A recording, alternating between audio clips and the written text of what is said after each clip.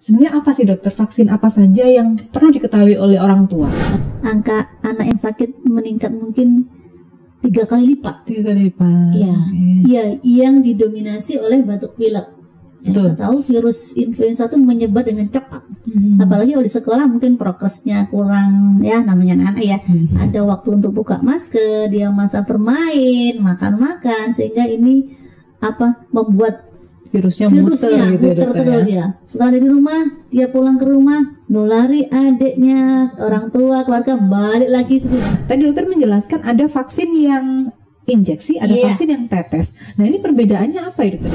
Anak-anak yang tervaksin ini jumlahnya sangat menurun, sehingga herd immunity antibody di komunitas anak itu tidak tercapai 80%. Ini sangat berbahaya karena akan muncul kembali penyakit-penyakit yang bisa dicegah dengan vaksin.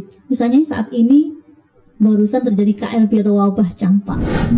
Vaksin itu kita memberikan virus atau bakteri yang dilemahkan. Kalau kita memberikan dalam jumlah besar, pasti akan sakit. Jadi kita intinya adalah memberikan dalam dosis kecil secara bertahap. Tujuannya adalah menciptakan memori sel dalam tubuh kita. Ketika nanti ada infeksi yang masuk yang sesuai, ya, tubuh akan mengenali sehingga bisa membentuk antibodi.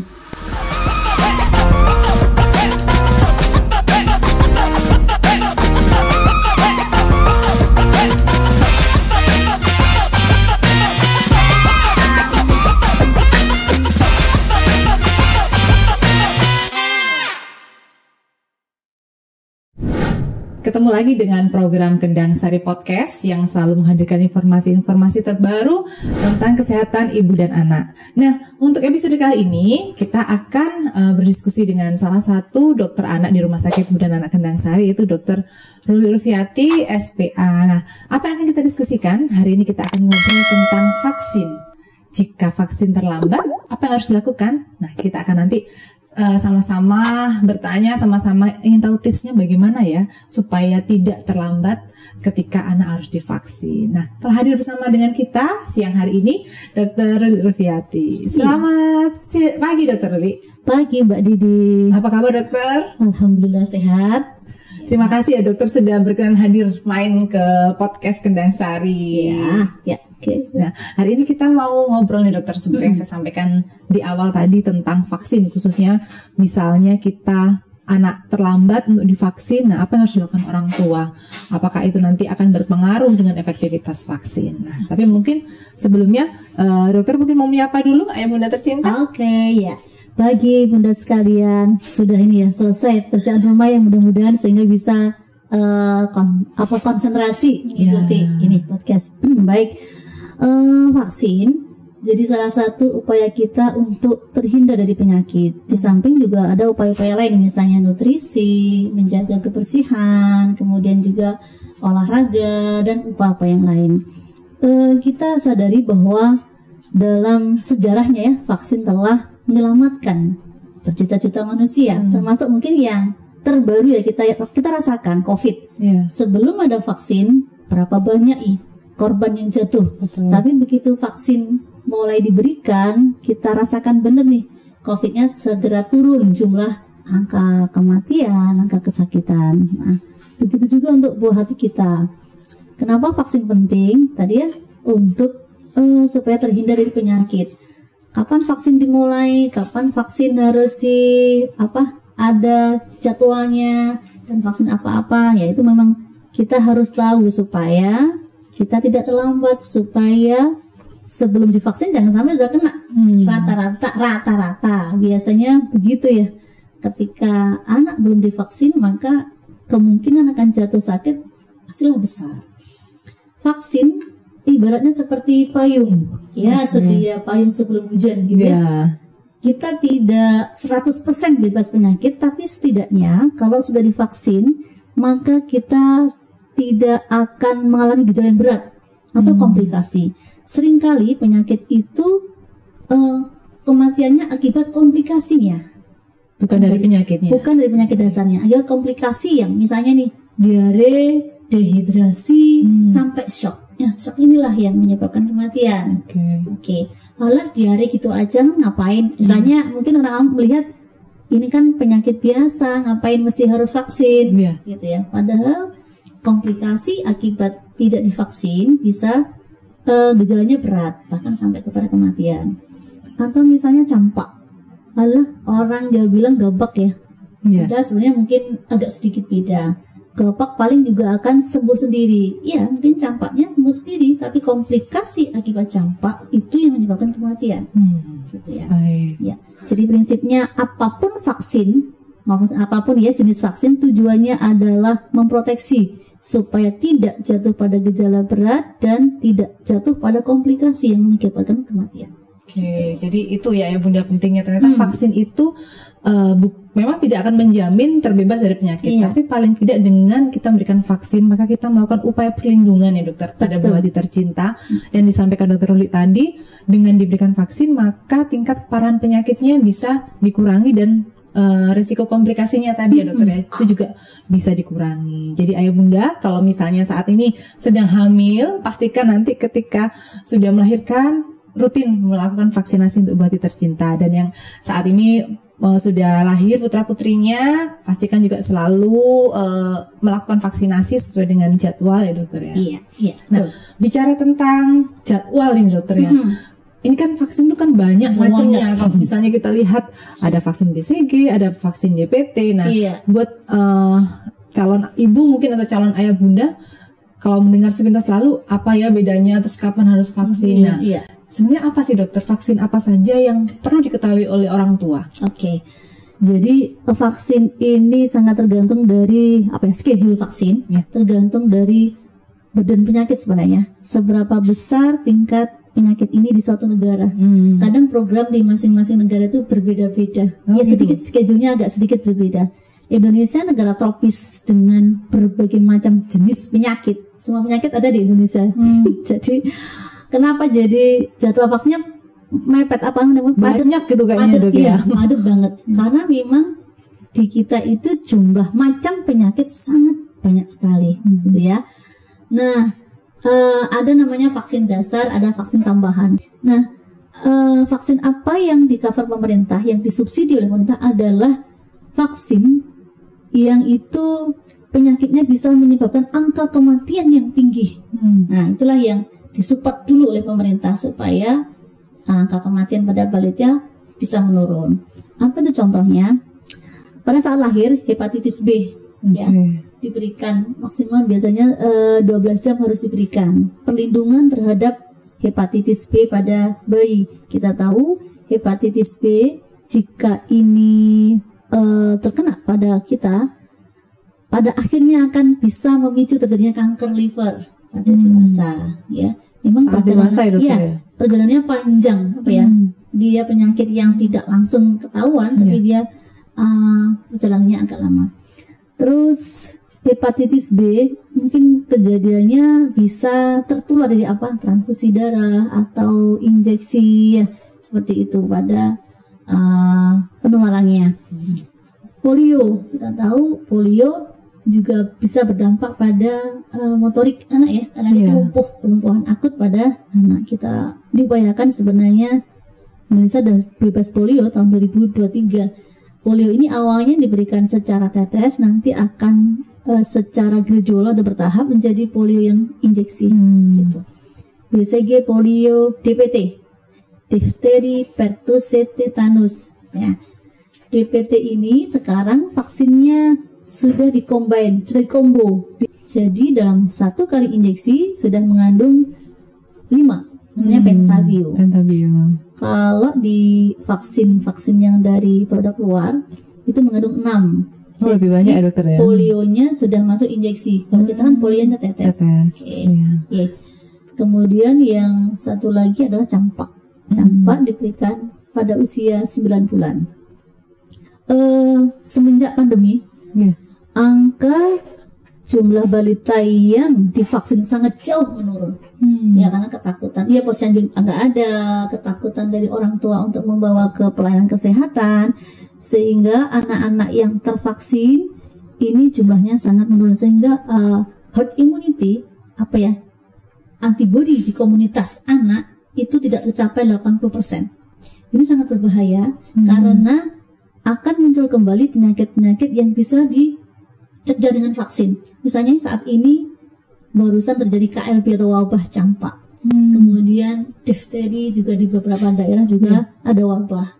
Kemudian saya beberapa kali menemukan kasus pertusis. Ya, artinya yang harusnya tadi 80% minimal anak tervaksin ini tidak tercapai. Makanya pemerintah menelurkan program BIAN, Bulan Imunisasi Anak Nasional bulan Agustus kemarin, ada dalam rangka untuk mencapai herd immunity, mencapai 80% jumlah anak tervaksin, sehingga anak bisa kembali terproteksi dari penyakit-penyakit yang bisa dicegah dengan vaksin, gitu. Oke, jadi ternyata kondisi pandemi kemarin itu membuat angka cakupan vaksin turun ya dokter ya. Betul, ya karena memang kan di awal-awal pandemi ada himbauan kalau memang kondisinya tidak kalau darurat tidak perlu ke fasilitas kesehatan. Tapi ternyata kondisi ini di satu sisi juga membuat banyak ayah bunda yang enggan atau takut ke fasilitas kesehatan untuk melakukan vaksin pada putra-putrinya. Itu ya dokter. Iya, betul. Nah, tadi dokter menjelaskan ada vaksin yang injeksi, ada vaksin yang tetes. Nah, ini perbedaannya apa ya dokter ya? Ya, itu kan tergantung dari jenis virus atau bakteri yang dipakai. Kemudian pasti dilihat efektivitas. Ya, efektivitas. Kalau diberikan secara injeksi bagaimana, secara polio bagaimana gitu ya. Tetes ya. Tetes yang kita kenal selama ini ada yang polio tetes, kemudian yang rotavirus. Rotavirus itu untuk diare, yang diberikan secara tetes. Ke yang lain-lainnya diberikan secara injeksi. Untuk vaksin diare, ke depan vaksin diare mungkin akan masuk ke dalam program pemerintah. Selama ini mudah-mudahan di ACC, mudah-mudahan juga ada anggarannya, karena diare masih merupakan salah satu penyebab angka kematian dan angka kesakitan tinggi pada balita. Apalagi kalau masuk musim penghujan begini betul. Negara kita dengan higien sanitasi yang kurang bagus, kemudian terjadi banjir dan sebagainya. Ya bukan hanya banjir ya, banjir banjir sesaat, genangan, hujan sehari sudah kemana-mana ya genangan, itu juga membuat risiko diare sangat besar sekali. Nah, nanti ke depan diberikan program pemberian vaksin rotavirus. Ada lagi vaksin PCV, pneumokoka konjugat vaksin untuk pneumonia. Mencegah pneumonia. Iya, yang selama ini berbayar, artinya tidak disubsidi oleh pemerintah, sekarang sudah mulai masuk ke program pemerintah dan di beberapa daerah sudah gratis. Sudah. Kabar gembira lagi nih. Alhamdulillah. Kalau ini sudah yang PCV ini sudah terlaksana ya dokter? Sudah. Beberapa daerah. Baik. Nah, jadi kalau yang PCV diare tadi ini tergolong vaksin tambahan ya dokter selama ini? Nah, selama ini masih tambahan karena memang belum masuk ke program. Baik. Tapi kalau yang hepatitis B, polio, DPT, HIV, hepatitis B campak sudah masuk. Yang vaksin lainnya dokter yang terkait vaksin tambahan selain yang diare kemudian PCV tadi? Influenza. Kayaknya ini penting banget ini lagi panjang rubah ya dokter ya. Musim-musimnya kayak pingpong ya dokter ya.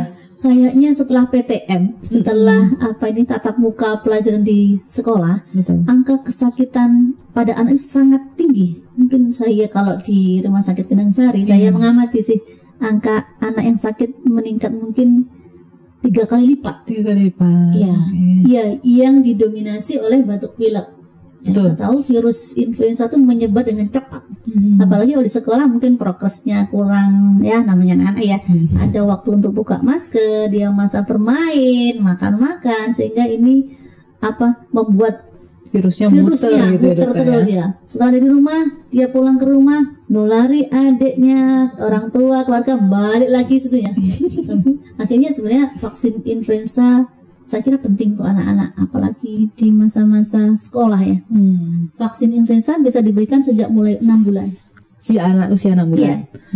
Lalu nanti pemberiannya kalau influenza ini perlu diulang lagi nggak? Iya, betul. Jadi imunisasi primer, namanya imunisasi yang pertama diberikan 2 kali interval 1-2 bulan. Setelah itu boosternya setiap 1 tahun.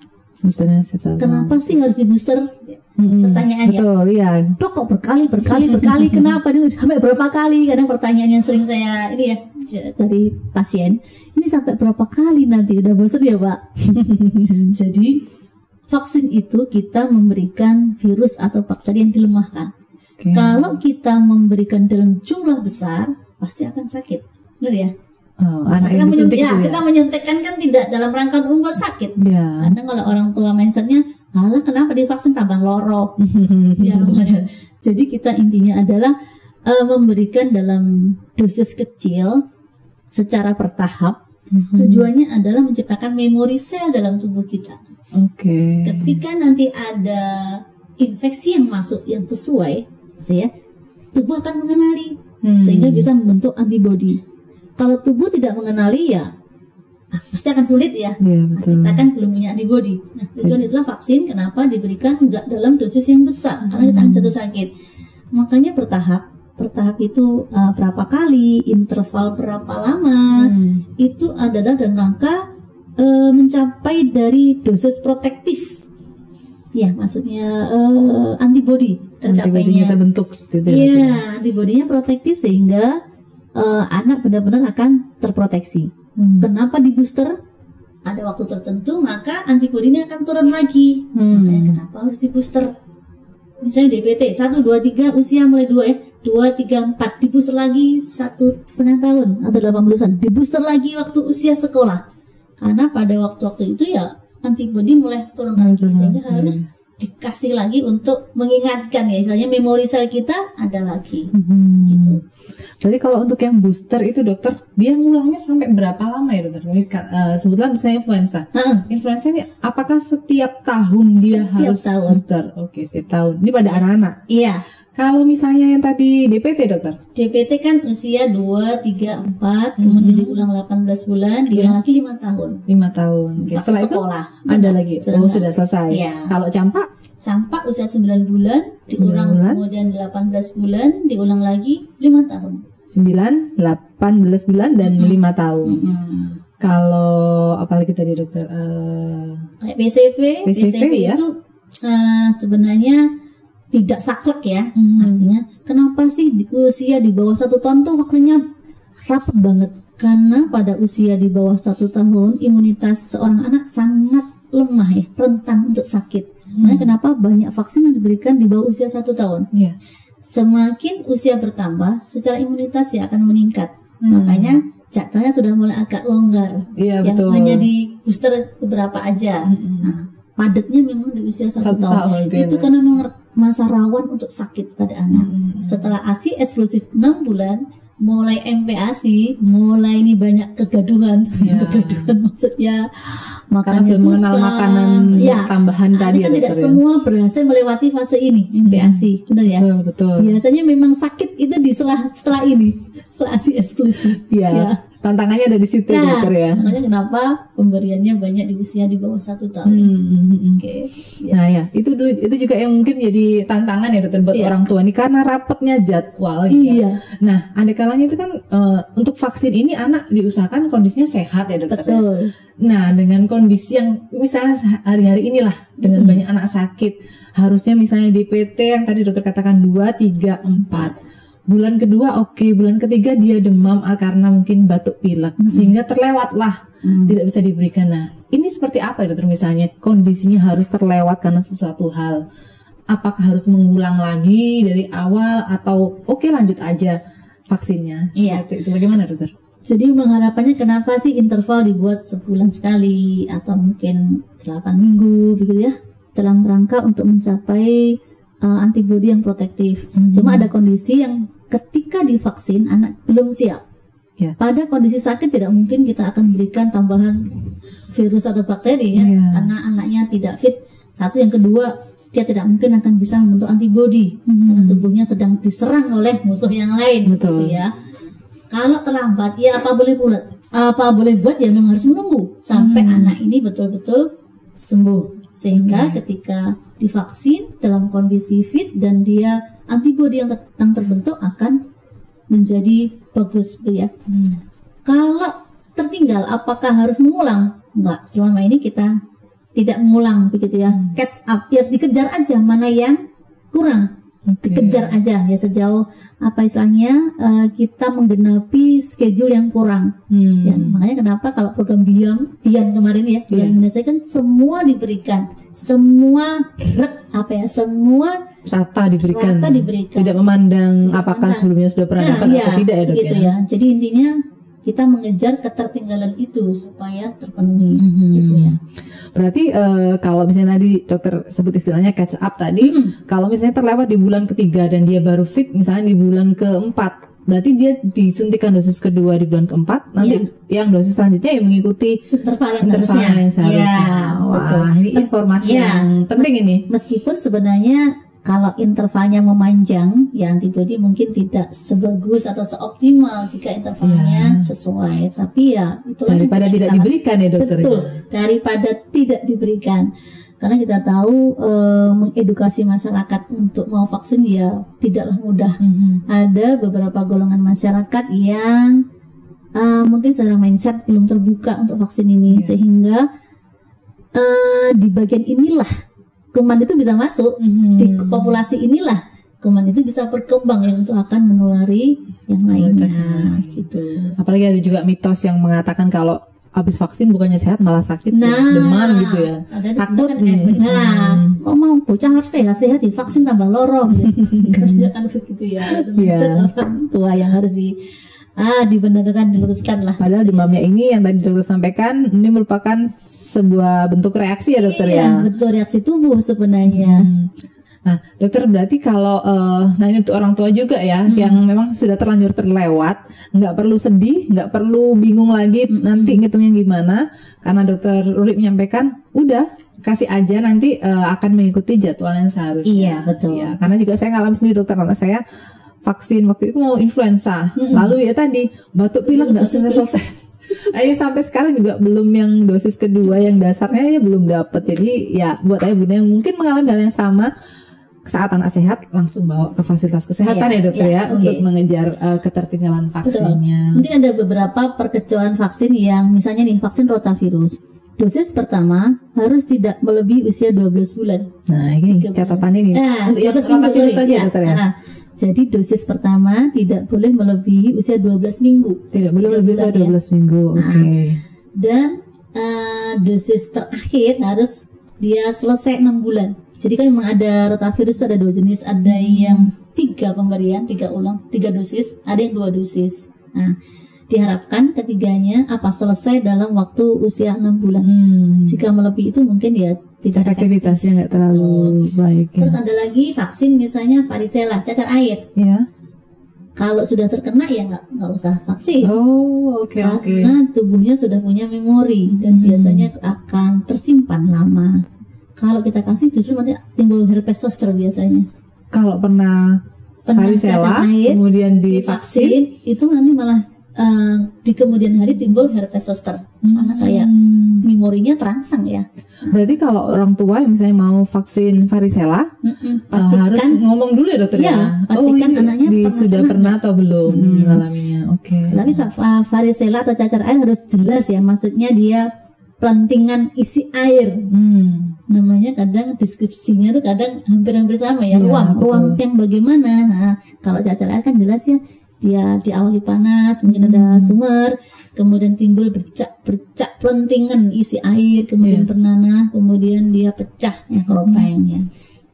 Ada lagi yang saya udah pernah campak dok, lu campak tau? Dapat ternyata. Nah, campak itu jenisnya kan macam-macam. Kan jenis ya Bu. Jadi jenis virusnya itu sangat banyak sekali dengan tampilan klinis yang mirip. Kalau campak yang asli, campak beneran maksudnya ya. Dia panas tinggi, matanya merah, kemudian batuk pilek yang nemen ya, krok-kroknya nemen, anak tampak sakit gitu ya. Setelah panas turun timbul ruam. Ruamnya itu mulai dari di belakang telinga sampai menyebar ke badan. Habis itu ruamnya akan menghitam. Jadi tidak langsung 2-3 hari hilang. Berarti perjalanan penyakitnya khas ya dokter kalau campak ini ya. Diawali dengan demam tadi kata dokter, batuk, mata merah. Kalau hanya sekedar demam ruam hilang 2-3 bulan. Nah, kadang orang kan bener tak ini campak? Iya, Ya betul. pokoknya merah-merah. Nah, ini kadang kita belum bisa pastikan karena ternyata mungkin bentuk yang lain misalnya roseola Iya, atau rubella betul. atau yang viral exanthem dan sebagainya, yang itu ya tetap perlu campak.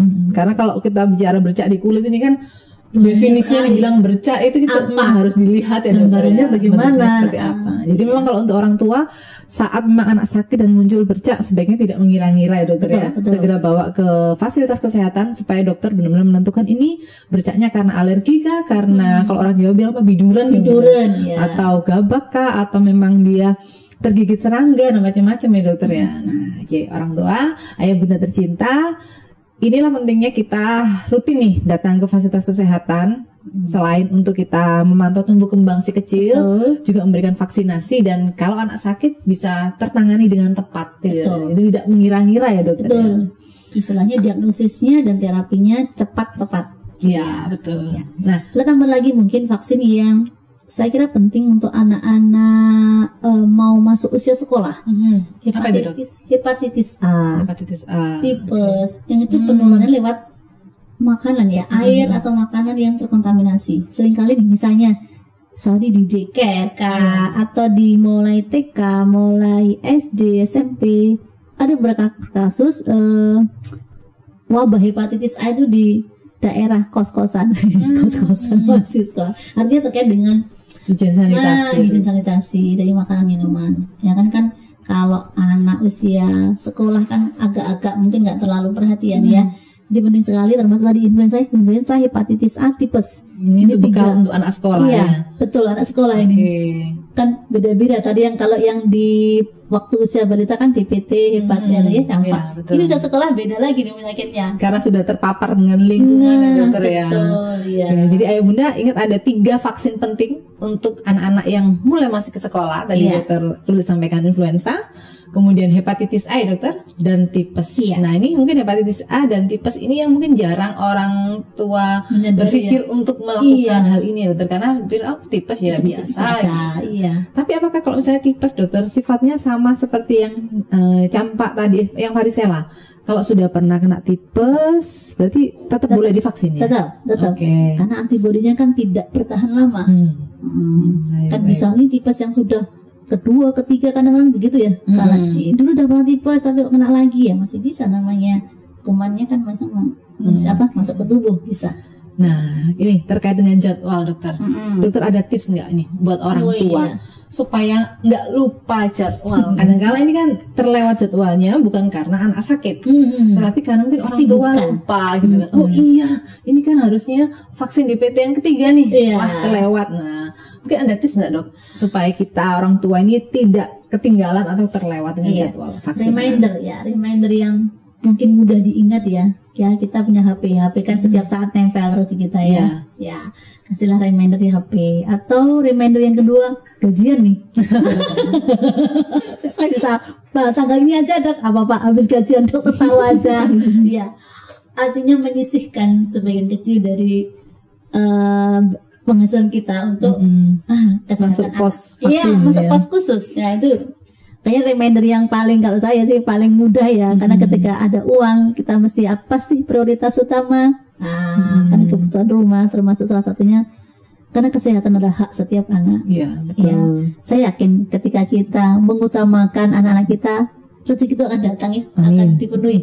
Ya, gitu. amin. Nah, Ya. ada lagi dok tipsnya selain reminder di HP, kemudian ingat tanggal gajian gitu. Dok. Segera masukkan sebagian dana kita Iya. di pos untuk kesehatan anak-anak kita. Ada lagi? Iya, Dok, mungkin selain tips mungkin lainnya? ayah, ibu, apa ya, kalau sekarang kalender mungkin nggak terlalu ini ya, nggak zamannya kayaknya. Kalendernya digital sekarang dokter, Digital, ya? makanya. Ada di handphone semua. Handphone semua ya. Kadang di komunitas mungkin ya, ada beberapa komunitas ibu-ibu muda atau apa tuh kan pembahasannya saya kira update ya. Iya. Jadi di situ juga salah satu mungkin cara untuk mengingatkan. Barangkali kan dari mereka saling sharing, saling curhat, saling ini bisa. Biasa. Banyak sekali komunitas-komunitas yang bisa diikuti oleh mami-mami muda lah. Ya. Atau mungkin kan sebenarnya setiap kali kontrol ya, yang setahu saya kalau di Kenang Sari itu dokter pasti akan menuliskan jadwal selanjutnya. Vaksin selanjutnya vaksin apa, Iya, kemudian pastilah. tanggal berapa. Nah mungkin itu bisa supaya tidak lupa ya dokter, difoto, ditempel di mana, Iya. misalnya di pintu kulkas kan setiap hari dibuka ya dokter ya. Jadi itu kan mungkin bisa jadi salah satu pengingat nih. Betul. Sudah Atau mendekati juga, tanggal gitu. bulan ini apa jadwalnya, taruh nih di kamar. Mungkin ya, kalau sempat. Iya. Jadi itu ayah bunda beberapa tips yang bisa digunakan nih untuk ayah bunda untuk pengingat jadwal vaksin si kecil. Jadi boleh pakai reminder di HP, kemudian tadi pengingat tanggal gajian, lalu mau ditempel di tempat yang mudah dilihat. Jadi sebenarnya banyak cara ya, Banyak tergantung cara. kreativitas tadi. Ada tambahan lagi ya? Banyak apa nih dok? Vaksin demam berdarah. Oh, ada ya dok ya? Ada ya? Ada. Oh, Di jadwalnya IDAI sudah ada, sudah cuma masuk, memang oke. vaksinnya belum di-approve oleh BB POM karena dari studi yang sebelumnya di beberapa negara mungkin kurang bagus hasilnya. Tapi yang jelas vaksin ini sudah ada, mungkin tinggal menunggu saatnya ya. Oke.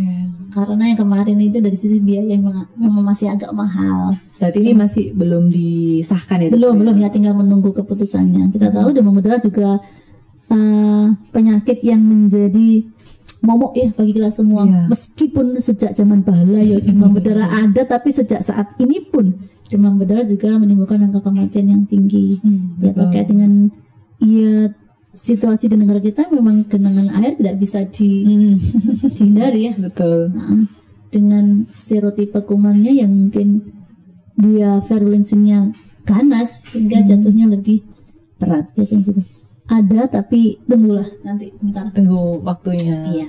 Berarti kalau begitu vaksin ini akan bisa jadi terupdate terus ya dokter. Iya. Yang saat ini belum ada, bisa jadi beberapa waktu ke depan, beberapa tahun ke depan akan ada vaksin-vaksin untuk mencegah penyakit-penyakit yang saat ini ada di masyarakat ya Betul, dokter. Ya? iya.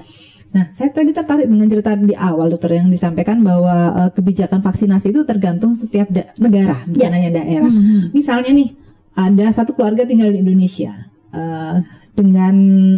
Karena di Indonesia berarti kan mengikuti Schedule schedule. Indonesia. Nah, kemudian dia pindah dokter ke luar negeri. Nah, untuk schedule-nya ini apakah mengikuti di negara dia tinggal atau mengikuti yang di Indonesia? Mengikuti di negara tinggal. Oke. Jadi justru karena kita tropis, karena kita banyak penyakit, negara lain tidak mau ditulari. Benar ini, beberapa pasien saya yang mau entah S3 di Australia, S3 di Inggris, S3 di sekolah lagi ya di Singapura, minta rekaman vaksin yang sudah diberikan. Oke. Karena kalau tidak lengkap tidak akan bisa masuk.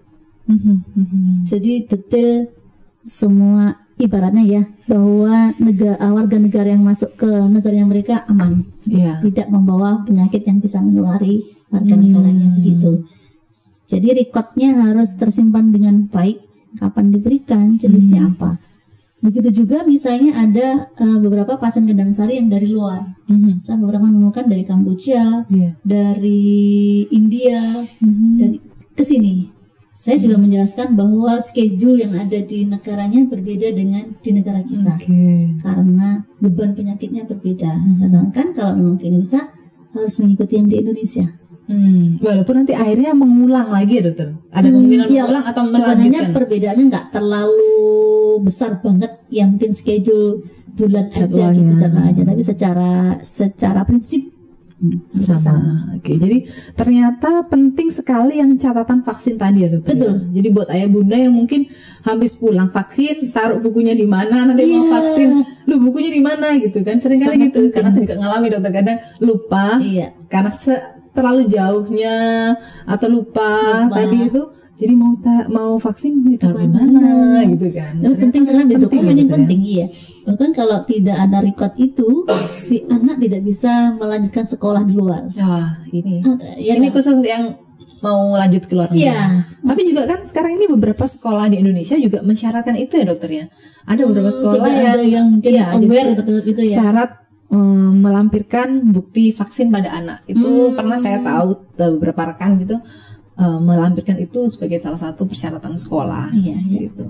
Iya, intinya kan semua sama-sama melindungi ya. Iya. Baik negara kita di sini maupun kita ke sana sama-sama tidak mau terkena penyakit. Akhirnya bagaimana caranya itu tadi salah satu seleksinya adalah dengan menanyakan vaksin apa yang telah diberikan begitu. Oke, nah Ayah Bunda hari ini pasti ini akan menambah informasi nih, tercerahkan dengan obrolan kita kali ini. Jadi yang kalau misalnya tadi dikatakan terlewat, nggak perlu khawatir, lanjutkan saja, nanti schedule-nya akan mengikuti. Kalau misalnya tadi mau berpergian ke luar negeri, ikuti jadwal vaksin di negara nanti yang menjadi tujuan Ayah Bunda. Lalu kalau misalnya kondisi anak ada beberapa, misalnya mau masuk sekolah, ternyata ada vaksin-vaksin yang penting sekali untuk kita berikan pada buah hati kita tercinta. Nah dokter, sebelum kita mengakhiri sesi ini nih, pesan khusus apa nih buat Ayah Bunda tercinta terkait vaksin ini dok? Iya, tadi ya musim hujan kita masih sedia payung. Iya. Supaya tidak basah. Tidak basah ya.